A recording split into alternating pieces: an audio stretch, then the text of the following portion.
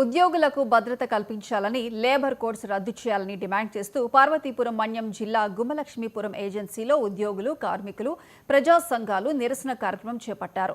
స్థానిక ఎంపీడీఓ కార్యాలయం ముందు ధర్నా చేపట్టారు. అనంతరం ఎల్విన్పేట నుంచి గుమ్మలక్ష్మీపురం వరకు భారీ ర్యాలీ నిర్వహించారు.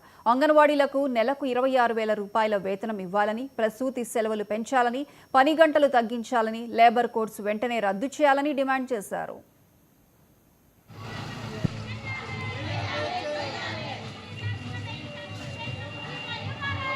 కాకుండా మండల కేంద్రానికి వచ్చి ర్యాలీలు కూడా భాగస్వాములు అవుతున్నారు. ప్రధానంగా ఈ సమ్మె అనేది కేంద్ర ప్రభుత్వం ఇటీవల ప్రవేశపెట్టిన 4 లేబర్ కోడ్లకి వ్యతిరేకంగా జరుగుతోంది. ఈ లేబర్ కోడ్లు అనేవి అమలు చేస్తే కార్మిక వర్గానికి, ఉద్యోగులకు తీవ్రమైన నష్టం చేకూరుతుందని చెప్పి సిఐటి అభిప్రాయపడుతుంది. ముఖ్యంగా ఇప్పటికే రాజ్యాంగం ప్రకారం 29 కార్మిక చట్టాలు ఉన్నాయి.